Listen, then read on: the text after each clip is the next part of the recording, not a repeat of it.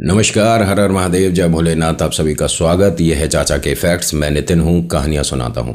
आज की कहानी बड़ी दाई माँ का फाइनल पार्ट है, फिफ्थ। और इससे पहले वाले पार्ट्स मैंने लिंक डिस्क्रिप्शन में रखे हैं। आपके पास वक्त रहे और आप देखना चाहें तो मैंने पार्ट लिंक सारे डिस्क्रिप्शन में रखे हैं। आप एक एक करके उन्हें देख सकते हैं, तो शायद जल्दी समझ आ जाएगा कि इस कहानी में ये सभी किरदार कौन है और ये यहाँ तक कैसे कहानी आई है। अभी फ़िलहाल चैनल का इंट्रो, उसके बाद आकर शुरू करता हूँ। कहीं नहीं जाना, पूरी कहानी सुनना। जय भोले।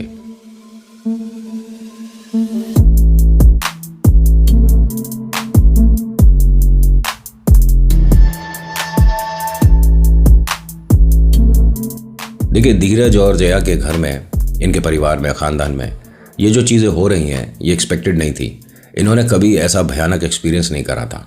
लेकिन इनके जो कुछ समय के लिए काम करने के खाना बनाने के लिए कोमल दीदी आई थी, उन्होंने एक ऐसा श्राप बड़ी दाई माँ से स्वीकार रखा है कि बच्चों के सामने आएंगी तो बच्चे डरते हैं उन्हें देखकर।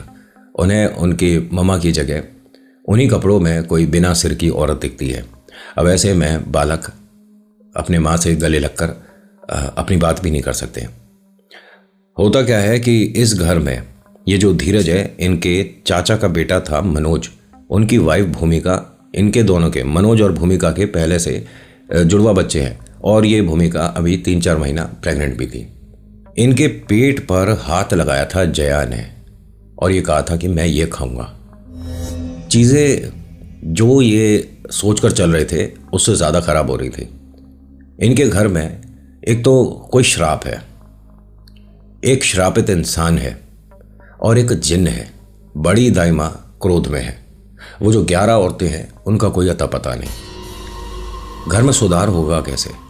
किसी भी तरह से कोई भी घरेलू उपचार काम नहीं कर रहा। ये घर से बनाकर लाए थे ना कोमल और इनके हस्बैंड जो है बीरपाल, पहला नंबर का तांत्रिक। याद है ना कहानी? बीरपाल जी और कोमल ने एक साड़ी को इस घर की प्रोटेक्शन के लिए तैयार किया था। इस घर नहीं, जया की प्रोटेक्शन के लिए, क्योंकि जया पर जो चीज़ खेल रही है, कहा जाता है इस तरह की जो ओट बनाई जाती है उससे जो इनके ऊपर प्रेत है वो इन्हें ढूंढ नहीं पाता। समझ रहे हो? उस पर्दे के पीछे वो इंसान, इस प्रेत को दिखेगा ही नहीं जिसके लिए छोड़ा गया है। लेकिन इस कमरे में आते के साथ ही जया रसोई से न जाने कब में माचिस ले आई और इसका एक थोड़ा सा कॉर्नर जला दिया। भागकर आई थी कोमल और उसने हाथों से इसे बुझाया और बीरपाल जी को बता दिया। इसके कमरे में डायरेक्ट लाकर इन्हें रखना ही नहीं चाहिए था। अब अपनी गलतियां याद आ रही हैं। हमने ऐसा कर दिया था, हमने वैसा कर दिया था। अब इस घर के अंदर जितने भी छोटे बच्चे थे, 12-15 साल वाले जितने भी थे, सबको कहा कि आप बेटा, इनके पड़ोस में कोई है, उन्हें बोल दिया कि बुआ के घर चले जाओ, एक दिन रुकिए और अभी यहाँ घर पे एक बड़ी पूजा होने वाली है। देखिए, पूजा यहाँ पर नहीं हो सकती, जो तंत्र साधना है वो यहाँ नहीं हो सकती। तांत्रिक ने कहा बीरपाल ने कि इस पर जो चीज़ है, एक मेरा मित्र है मौलवी, उसे बुलाना पड़ेगा और जब वो आएगा घर में जो चीज़ें बताएगा हमें करनी होगी। इन्होंने सबने कहा कि ठीक है, अब हम क्या ही कर सकते हैं।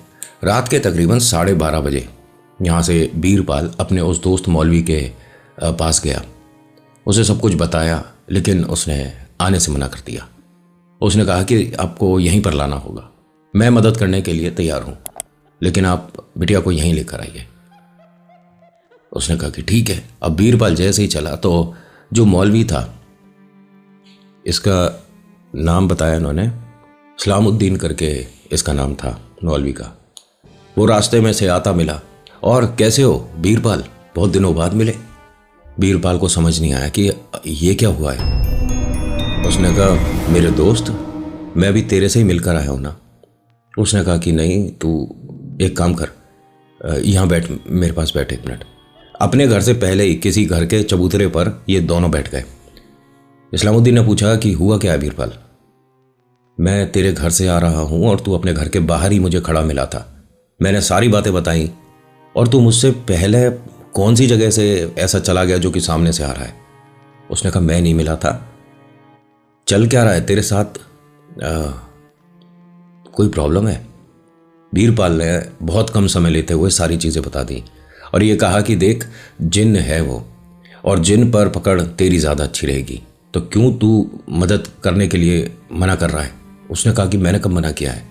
अरे तूने ही कहा था ना कि मैं वहाँ नहीं आ सकता और बिटिया को हम घर के बाहर ला नहीं सकते, क्योंकि वो जो दूसरा है ना, सेकंड नंबर का जो तांत्रिक था धर्मवीर, वो और उसका बेटा बिटिया पर न जाने कितनी चीज़ें कर रहे हैं, और मतलब मुझे पता है कि वही लोग हैं। उसने कहा पहली बात मैंने मना नहीं किया, दूसरी बात तू मुझसे मुलाकात अब कर रहा है, वो भी 1.5-2 साल बाद। तू मुझसे 10 मिनट पहले मेरे घर पर मिल, मतलब ही नहीं उठता। मैं तो कहीं अभी कुछ पढ़ने गया हुआ था, बस वहाँ से लौटा ही हूँ। आज का दिन पता नहीं कैसा जा रहा है, तुझे समझ नहीं आएगा। मैंने 6 साल की बच्ची पर 8 प्रेतों को देखा है, और अच्छा ही हुआ कि तू मुझे मिल गया। मुझे तेरी मदद की ज़रूरत है। उनमें से 2 प्रेत ऐसे हैं जो कि पकड़ में नहीं आ रहे। बच्चे का एक हाथ बिल्कुल काम करना बंद कर गया है। मेरी बात ना मानकर उन्होंने खूब दवा दारू डॉक्टर वगैरह सब करा लिया, अब आए हैं वापस। तो मुझे सच में ये अच्छा लग रहा है कि तू मिला, मदद करेगा मेरी। दोनों ने एक दूसरे को हाँ भाई सपोर्ट करेंगे, इसमें कोई प्रॉब्लम नहीं है। अब ये दोनों यहाँ से चलते हैं। चलते चलते इस्लामुद्दीन एकदम रुक गया। बीरबल, मुझे तू बस बता दे कि घर कहाँ पड़ेगा, हम साथ नहीं चल पा रहे। क्यों, क्या हुआ? जो तेरे घर पर चीज़ छोड़ी है ना, वो मुझे घर तक नहीं पहुंचने दे रही है। मैं समझ नहीं रहा बीरबल, जो भी है ये जिन, जैसे जैसे मैं पास जा रहा हूँ घर के, वैसे वैसे उसकी गर्मी ज़्यादा बढ़ रही है। मतलब कैसे बताऊँ आपको कि उसका ऑरा मुझे महसूस होना शुरू हो रहा है। ये घर से सिर्फ 25-30 कदम की दूरी पर रह गए थे कि मैं साथ नहीं चलूँगा, तू चला जा, मैं आ रहा हूँ। और कुछ चीज़ें, कुछ विद्या, ये पंडित हो, मौलवी हो, तांत्रिक हो, ये छुपा कर करते हैं। ये बात तो आपको मैं मतलब कह सकता हूँ, मैंने देखा है ये होते हुए। सारी चीज़ें आपके सामने नहीं पड़ी जाती हैं। दूसरा, आपको नाम नहीं खोला जाता कि किसने छोड़ा था, कैसे आया था। ये इनके अंदाजे चल रहे हैं। ये जो भरोसा करके कह रहे हैं कि भाई सब सारी बातें जो बीरपाल कह रहा था कि ये जो सेकंड तांत्रिक था धर्मवीर और उसका बेटा सतीश, क्योंकि उनके घर पहले रिश्ता गया, मना हो गया, तो वो किल्सन में खुंदक में ये सब कर रहे हैं। ये यहाँ से चले हैं और घर रह गया, मतलब इतनी दूर घर था इनका कि वो दिख रहा था घर। बीच में एक पेड़, और पेड़ के चारों तरफ बहुत बड़ा एक गोला सा मतलब बैठने के लिए बना रखा था बड़े बुजुर्गों ने। तो वहाँ 2 एक बड़े बुजुर्ग बैठे थे और एक छोटे बच्चे का मुंडन हो रहा था। रात के 1:45 बजे मुंडन कभी होता देखा है? लेकिन यहां जो जमीन की तरफ औरतें बैठी हैं ना, 8-10, ये रो रही हैं। समझ नहीं आया कि क्या हो गया, कोई गुजर गया क्या? और अगर ऐसा हुआ भी है तो यहां सिर्फ इतने ही लोग कैसे, पूरा गांव एक दूसरे के सुख दुख में शामिल होता है? ये जाकर मैं खड़ा हो गया। क्या हो गया था इसके साथ? मुंडन आप इतने बजे क्यों करा रहे हो? और इसने ध्यान से क्या देखा कि जो मुंडन कर रहा है उसके हाथ में कोई उस तरह कोई भी चीज नहीं है। मुंडन कैसे कर रहा है? वो हाथ से इस तरह से ही उसके बाल उतार रहा है। मतलब समझ रहे हो, इसने पास जाकर देखा है। तभी इस्लामुद्दीन की तेजी से आवाज आई, क्यों खड़ा है बीरपाल, अपने घर के लिए चल, ये भ्रम में मत खड़ा हो, यहां चला जा यहां से। बीरपाल को, जबकि इतना बड़ा मतलब सिद्ध तांत्रिक है, नहीं समझ आया कि मैं एक छलावे की ओट में चला गया। ये जो छलावा होता है या ध्रुम वाला होता है, ये सब ना एक अलग ही दुनिया क्रिएट कर देते हैं। आपको ऐसा लगता है कि मैं जिससे बात कर रहा हूँ ये खड़ा है सामने, लेकिन बाकी लोगों को आप मूर्ख दिखोगे क्योंकि आपके सामने कोई खड़ा नहीं, लेकिन आप बात कर रहे हो। ये कुछ ऐसी एंटिटी है। और हाँ, इसमें एक एंटिटी के बारे में भी बात हुई है, मुझे नहीं पता था। मैं बहुत सारी कहानियाँ सुना चुका हूँ, बट जैसे मैंने आपको कच्चा कलवा बताया, मैंने आपको डाकिनी बताया, मैंने आपको कई चीज़ों के बारे में बताया, कुछ याद भी नहीं है अभी फ़िलहाल।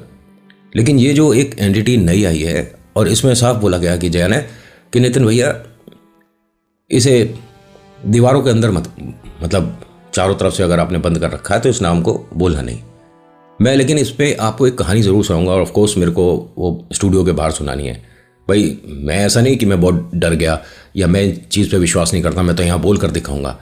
लेकिन अगर किसी ने कुछ एक्सपीरियंस करा है और वो मुझे सपोर्ट के लिए और मेरी हेल्प के लिए बोलता है कि प्लीज़ इसे बंद कमरे में नाम मत बोलना, तो मैं इसके नेक्स्ट वीडियो जब आएगी उसी एंटिटी पे है।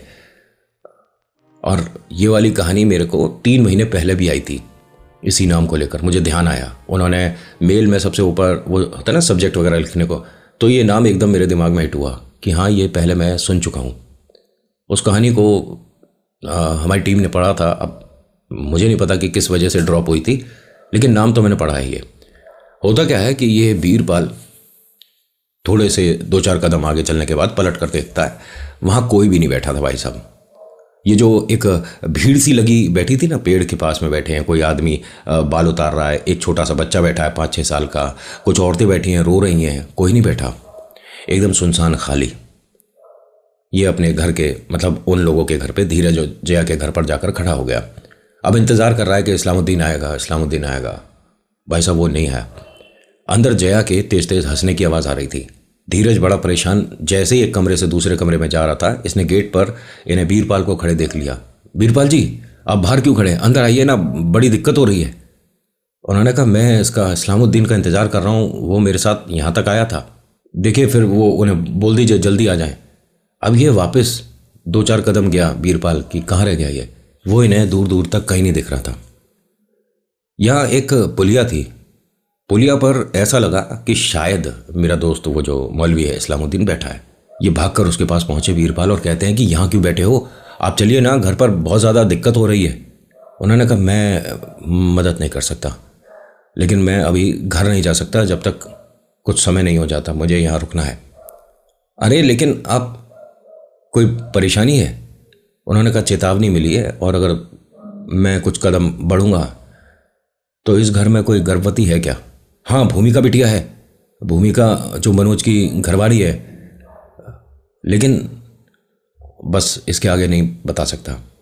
मैं मदद करना चाहता हूँ लेकिन वो बिटिया पर से हटके उसकी कोख पर आ जाएगा। मैं बहुत ज़्यादा परेशान हूँ। अब बीरपाल जो तुम पे बन पाए तुम ज़रूर करो। इस घर पे एक काली परछाई है, जब तक वो परछाई नहीं हटेगी मेरी दुआ तेरी पूजा काम नहीं आनी। क्या कर सकता हूँ मैं, और मैं अकेले नहीं कर पा रहा हूँ। मुझे था कि तू मेरी मदद करेगा, बचपन से हम दोनों दोस्त रहे। मैं मदद करना चाहता हूँ लेकिन क्या करूँ। अभी 3 महीने पहले मेरी बिटिया का निकाह हुआ है, वो मुझे चेतावनी तेरी भूमि का बिटिया और मेरी बिटिया की दोनों की मिली है। मैं नहीं चाहता दोनों घर में रोआ राट मच जाए, तू समझ और मुझे जाने दे मेरे भाई। मैं तेरे को आवाज़ देकर रोकना नहीं चाहता था, लेकिन आशा करता हूँ कि सब कुछ ठीक हो जाए। मौलवी ने इतनी बात बोली और अपना चेहरा नीचे कर लिया। बीरपाल ने अपने दोस्त के कंधे पर हाथ रखा कि कोई बात नहीं, अब जो होगा देखा जाएगा। देखिए ऐसा पहली बार हो रहा है, ये होता देखा है धीरज ने। धीरज अपने घर के दरवाजे पर ही खड़ा था, बीरपाल जी को देख रहा था, और वो पुलिया के पास खड़े होकर पता नहीं क्या बोल रहे थे। बाद में बताया इन्होंने, बीरपाल जी ने, कि मैं अपने दोस्त इस्लामुद्दीन से बात कर रहा था, जो कि इसे धीरज को दिख नहीं रहा था। हो सकता है किसी पेड़ की छाँव में या पेड़ के पत्तों की वजह से ना दिख रहे हो। ये भी हो सकता है कि इतनी दूर का उसे विज़न क्लियर ना हो। विज़न क्लियर नहीं होगा तो बीरपाल दिख रहा है और इस्लामुद्दीन नहीं दिख रहा है। ये वहाँ खड़ा होकर धीरज लगातार देख रहा था। जो बीरपाल हैं बहुत गुस्से में भुजाएं चढ़ाते हुए भाई साहब इस घर की तरफ आ रहे थे। घर की तरफ आने के बाद उन्होंने घर में से कुछ मिट्टी उठाई और यहाँ एक गोला बनाया। गोला बनाने के बाद उसमें खड़े हो गए। धीरज को क्या बोलते हैं कि बेटा अंदर से एक गिलास पानी लेकर आ। और ये कुछ मतलब जैसे पहले नॉर्मल बात कर रहे थे ना, अब इसके अंदर कोई परिवर्तन आया हुआ था बीरपाल में। अब सभी लोग घर के मतलब चौखट पर आकर खड़े हो गए, ये क्या कर रहे हैं। कोमल ने जैसे ही उन्हें प्रक्रिया करते देखा वो समझ गई। क्या कर रहे हो आप, 1 मिनट आप अभी सुनिए तो सही, मैं जो आपको बताना चाह रही हूँ। इस घर पे अभी दिक्कत हुई है बिटिया के साथ, जया बिटिया के साथ दिक्कत हुई है। हाँ हाँ मुझे पता है, रुक जाओ 1 मिनट। इन्होंने जब पढ़नी चीज़ें शुरू करी, मतलब एक औरत है जो कि इस मकान के चारों तरफ जो दीवार है उससे भाई साहब चढ़कर नीचे उतरी है, और वो ऐसे उतरी है जैसे आप पानी बहता देखा है, इस तरह से वो ज़मीन पर आकर बैठ गई। अब इसने उसे देखा औरत को और अपना बोलना शुरू कर दिया, पढ़ना शुरू कर दिया। घर वालों की हालत ख़राब हो रही थी, क्या उतर रहा है इनके घर में, एक एक करके एक औरत उतर रही है, कभी एक आदमी आया, और ऐसे कर करके दीवारों से इधर उधर से कहीं से कोई पेड़ से पता नहीं कितनी चीज़ें एक तरफ इकट्ठी हो गई। कोमल ने कहा कि आप सब घर के अंदर चले जाइए। नहीं नहीं, ये क्या है, इनमें से कोई भी ऐसा नहीं लग रहा कि जो अपने गांव का हो। और ये घर के सामने जो दरवाज़ा खुला है वहाँ से आने के बजाय इधर उधर से कहाँ से आ रहे हैं? कह रहे आपके घर को पता नहीं कितनी दफ़े बांधा गया है और आप कैसे सोच सकते हो कि यहाँ पर बड़ी दाई माँ की कृपा हो जाएगी? अरे इस घर को तो मैं समझाने के लिए आपको बोल रहा हूँ कि 5 में से 4 मकान दिखेंगे, आपका तो मकान दिख ही नहीं रहा होगा। आपके घर पर ये देख रहे हो कितनी चीज़ें हैं, क्या है? इनमें से किसी का भी चेहरा ऐसा नहीं था जैसा आपका हमारा होता है। कोई ना कोई प्रॉब्लम लग रही थी, और प्रॉब्लम इसलिए भी थी कि वो एक छल था। ये सारे जो भी लोग हैं, जितने भी दिख रहे हैं, ये ऐसी आकृति में है कि जिसका चेहरा जैसा दिख रहा है, आपने पलक झपकाई तो अब दूसरे का वैसा दिखने लग गया। समझ रहे हो? मतलब सच्ची में कभी कभी ऐसा होता है, मेरे को चीज़ बतानी होती है जब बोले, और मैं उसको अच्छे से एक्सप्रेस नहीं कर पाता। इनके घर में जो प्रॉब्लम हो रही थी उसे सभी चीज़ को अपने ऊपर स्थान देने वाला था बीरपाल, लेकिन इसका इतना ऑरा मजबूत है तो वो चीज़ इस पर आ नहीं पा रही थी। अब इसके साथ ये हो गया था कि अपनी विद्या का एक कोई भी जो ये इसने सिद्धि कर रखी है उसे तू यहाँ छोड़ दे, तब जाकर तेरे पर प्रेत खेलेंगे। अब सिद्धि कैसे छोड़ दे? कोई 11 साल की मेहनत है, कोई 7 साल की मेहनत है, इसकी तो 35 साल की मेहनत है। 35 साल किसी ने पूजा पाठ विद्या कोई तंत्र साधना करी और वो एकदम से छोड़ दे किसी की मदद करने के लिए? ऐसा होता नहीं है। लेकिन बीरपाल इसके लिए राजी हो गया। इस घर को बचाना है, बस बात खत्म हो गई। जया को ठीक करना है, वो जो मेरे दोस्त इस्लामुद्दीन और उसकी बिटिया पे हो रहा है उसे रोकना है, क्योंकि वो भी यहीं से जुड़ गई। अब चीज़ जो इस घर में मदद के लिए आ रहा है वो इस जिन प्रेत छलावा डायन जो भी है उसकी चपेट में आता जा रहा है। जिसने आकर यहाँ हेल्प करी उसके साथ प्रॉब्लम हुई है। इस घर का कोई ऐसा सदस्य नहीं है जो कि अब फिजिकली फिट था। यहाँ जितने भी लोग खड़े हैं ना, इनमें किसी के पैर में बहुत ज़्यादा प्रॉब्लम हो रही है, किसी पेट में दर्द हो रहा है, किसी को वॉमिट हो रही है, किसी को दिखने में दिक्कत हो रही है, आंखें जल रही हैं। हर किसी के साथ कितनों पे खेल रहा है ये प्रेत। और जया घर में अंदर बैठी चीखने चिल्लाने लग गई। माँ ने कहा कि एक काम कर बेटा धीरज, तू जया के पास जा। जया के पास जैसे ही वो जाने वाला था तभी बीरपाल ने रोक लिया। 1 मिनट, घर में आपके गंगा जल होगा जी, एक कपड़े को गंगा जल में भिगोइए, और जहाँ जहाँ आपकी जो बहू रानी है जया परेशान हो रही है वहाँ वहाँ उस मतलब पानी को लगाते रहिए। कोमल ने कहा कि क्या वो आया हुआ है? हाँ, और वो अभी फ़िलहाल जया पे खेलने की कोशिश दोबारा करने वाला है। जया की चीख सुनाई दी और उसने कहा कि हाथ मत लगाना। अब धीरज और काफ़ी घर के लोग भागते हुए पहुंचे कि भाई उसके साथ क्या हो रहा है। बीरपाल ने तेजी से आवाज़ दी, पति के अलावा कोई नहीं। सब लोग रुक गए। धीरज उनसे कहता है कि मैं इसकी हेल्प नहीं कर सकता। उन्होंने कहा आपके अलावा कोई नहीं जाएगा, क्योंकि आप जाओगे और शायद हो सकता है कि उसने वस्त्र, आप जाइए अकेले, और कोई नहीं। कोमल ने पूछा उनसे कि मैं जाऊं? हाँ तुम जाओ, और कपड़ा फटाफट से उठा लो। कपड़ा उठाया गया, उसे गंगा जल में भिगोया गया।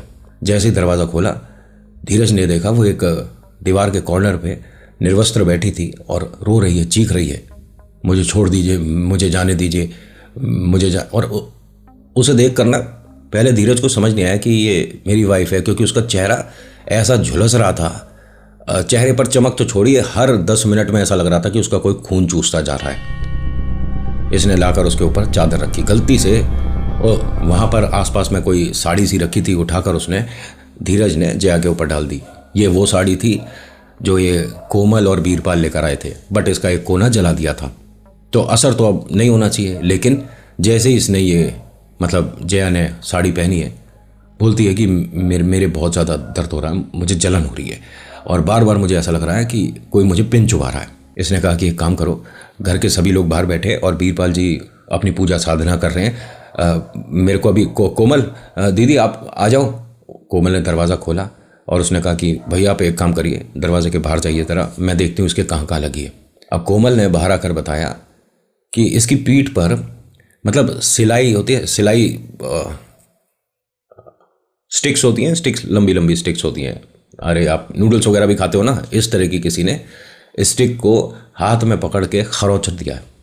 उसके कंधे से लेके उसके बैक तक लंबी लंबी 18-20 लाइनें हैं। जया की क्या गलती थी?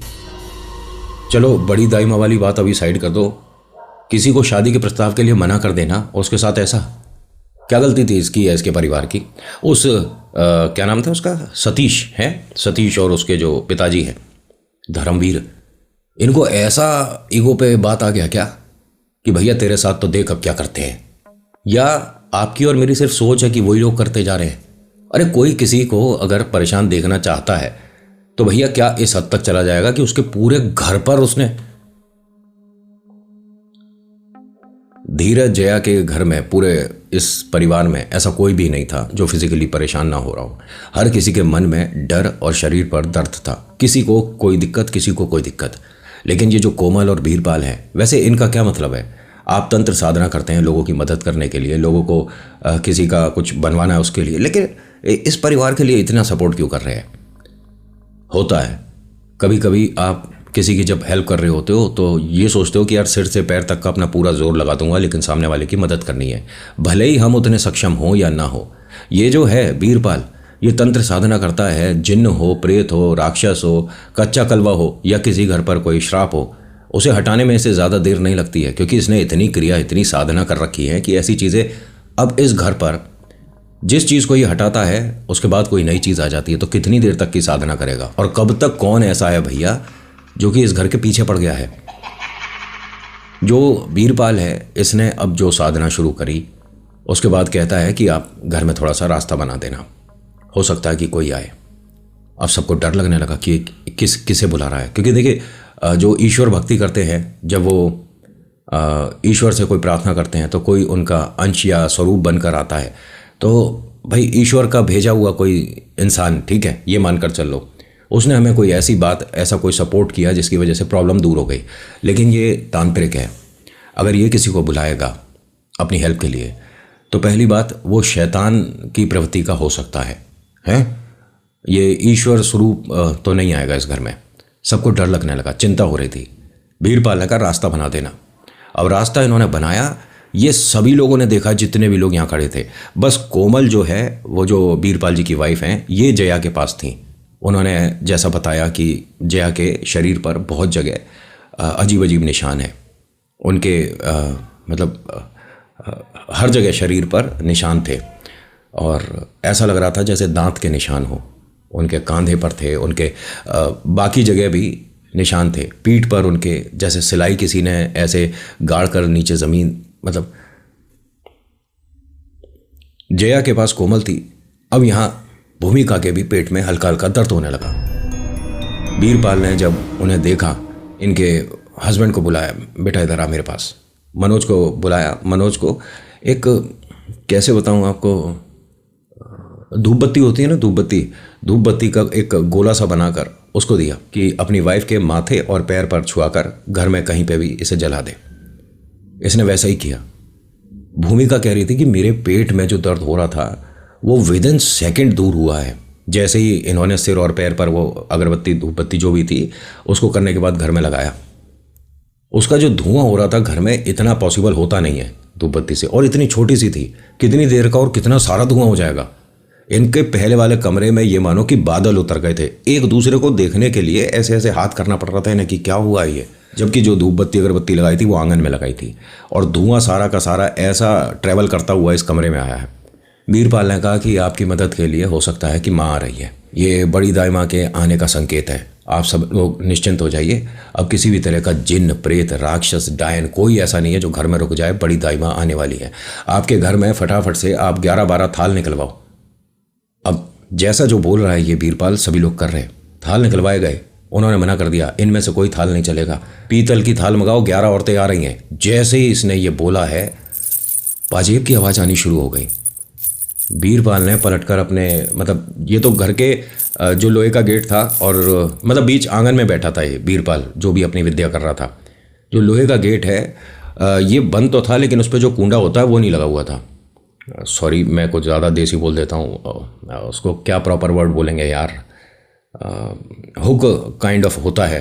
अब पता नहीं कितने लोगों ने देखा है, बहुत से लोग अपार्टमेंट में हैं, उन्हें तो पता ही नहीं होगा इस चीज़ का, but it's kind of hook, मतलब जो कि हेल्प करता है दोनों गेट को, जब वो बंद हो जाते हैं तो उन्हें सपोर्ट मिल जाता है। तो वो जो हुक था वो हटा हुआ था, लेकिन गेट बंद था, हल्का हल्का वो खुलना शुरू हुआ। वीरपाल ने पलट कर देखा, पाजेब की आवाज़ आ रही है। उन्होंने कहा पीतल के थाल निकालो 12, और अभी इस वाले कमरे में जिसमें आप सब खड़े हैं इसमें लगाइए दीवार के सहारे। अब फटाफट से घर में, भाई थाल सभी के होता है और गांव में अधिकतर ये पीतल वाली थाल चलते ज़रूर हैं। अब सब कुछ निकाला तो उन्होंने कहा एक बड़ी परात निकालो, बीच में रखो, माँ आ रही है। जैसे ही इसने ये बोला सबके चेहरे पर मुस्कुराहट आ गई कि भाई हमारे घर से तो वो गुस्सा होकर चली गई थी, हमने गलती करी थी। हमने क्या, जया ने गलती करी थी, लेकिन अब ये सुनने के बाद सबको अच्छा लग रहा है। कोमल को रसोई में कुछ खटपट की आवाज़ आई। उसने दरवाज़ा खोल कर देखा, पूछा कि क्या हो रहा है। तो धीरज ने बताया कि बीरपाल जी कह रहे हैं कि हमारे घर बड़ी माँ आ रही हैं। जैसे ही उसने ये सुना उसने हाथ जोड़ दिया कि अगर बड़ी दाई आ रही है तो इसका मतलब जया का सारा कष्ट दूर हो जाएगा। ये बाहर आकर बात ही कर रही थी, तभी जया तेजी से चीखी है। घर में जो भी लोग काम कर रहे थे फटाफट थाल निकाल रहे थे, या बीरपाल के चेहरे पर जो मुस्कुराहट थी सब एकदम हवा हो गई। इसने दरवाज़ा हल्का सा खोल कर देखा। जया के पास में एक आदमी बैठा है, निर्वस्त्र, उसने कुछ नहीं पहन रखा। कोमल ने दरवाज़ा वापस बंद करा। वो फटाफट से सबको हटाते हुए बीरपाल के पास गई। यहाँ बीरपाल ने कहा कि ठीक है, मुझ पर अभी सिर पर पानी डाल देना जब तुम्हें दिखे। इसने उस जिन्न को अपने ऊपर स्थान दे दिया। ये सभी लोगों ने देखा, इसकी आंखें पलट गईं और इसकी जीभ थोड़ी से नीचे तक आ गई, गर्दन इसकी पीछे हो गई, ये बीरपाल के ऊपर। यहाँ पाजेब की आवाज़ आ रही थी और बीरपाल ने कहा था कि जब तक आपको ऐसा ना दिखे कि घर में कोई आ गया है तब तक मेरे ऊपर आप पानी मत डालना। कोमल के हाथ पैर फूल रहे थे कि इनके हस्बैंड अब बचे हैं नहीं बचे, कोई कुछ भी नहीं कह सकते, क्योंकि ये शक्ति अब क्रोध में इसके ऊपर आई है। बहुत भयानक असर होने वाला है। जिन मोस्टली 100 में से 95% सिर्फ महिला को परेशान करेगा, क्योंकि उसकी जो ज़रूरतें हैं, सारी बातें साइड करो, अभी इसके साथ बहुत प्रॉब्लम हो रही थी। बीरपाल जीभ इसकी बाहर आ चुकी थी, आंखें चढ़ चुकी थी, कुछ ही समय रह गया था गर्दन टूटने में। इसके साथ बहुत बुरा हो रहा है।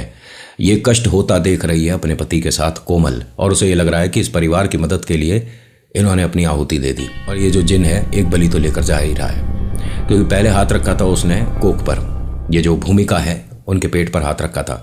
दूसरा सबसे ज़्यादा जो पसंद है, जिसे अपने साथ लेकर जाएगा, जिसका वो अपने आप को पति मान के चल रहा है, ये है जया। और अब मेरे हस्बैंड की बारी है। इनको ये ज़्यादा देर जीवित रहने नहीं देगा, इस बात की श्योरिटी थी। कोमल बस ये इंतज़ार कर रही थी कि कोई दिखे, और पाजेब की आवाज़ धीरे धीरे अंदर घर में आनी शुरू हुई। घर में सभी को एक ठंडी हवा का झोंका महसूस हुआ। देखते क्या हैं कि ये जो धुआं छटा, 11 औरतें बैठी थीं, उनके सामने थाल रखे थे। ये थाल कब दीवार से बाहर की तरफ हुए, कब ये औरतें बीच में आकर बैठी, किसी को नहीं पता। अब थाल रखा है, थाल में क्या परोसा जाएगा। कोमल ने कहा कि सबके आगे आप गुड़ की ढेली रखिए। गुड़ होता है ना, थोड़ा थोड़ा हाथ से तोड़ तोड़ के सभी में रख दीजिए, और सबके आगे एक कटोरी में दूध रखिएगा। अब ऐसा इन्होंने किया। घर में मुरमुरे, बताशे, जितनी भी चीज़ें हैं, जो मिठाई हैं, अधिकतर वो यहाँ पर रखिएगा। एक एक कोई भी फल रख दीजिएगा। जब इन्होंने ऐसा कर दिया, ये 11 औरतें बस बैठी हैं और अपनी आंखों से इन्होंने देखा है कि थोड़ा थोड़ा गुड़ हर किसी का, मतलब जैसे खाया हुआ सा लग रहा था। बस ये बैठी हैं सारी औरतें, और इन्होंने अपना हाथ जो है पैरों पे घुटनों की तरफ रखा हुआ था। तभी एक लठिया की सी आवाज़ आनी शुरू हुई, जैसे कोई लाठी के सहारे घर में अंदर आ रहा है। कोमल को एक औरत दिखी, बुजुर्ग सी है, लेकिन फिर नहीं दिख रही। बीरपाल को ऐसा लगा कि मेरे सिर पर किसी ने हाथ फेरा है। इसकी आंखें एकदम नॉर्मल हुई, जीभ नॉर्मल हुई, और ऐसा बहुत कम होता है। इसे पानी डालना चाहिए था कोमल को, लेकिन गिलास उसके हाथ में ही रह गया।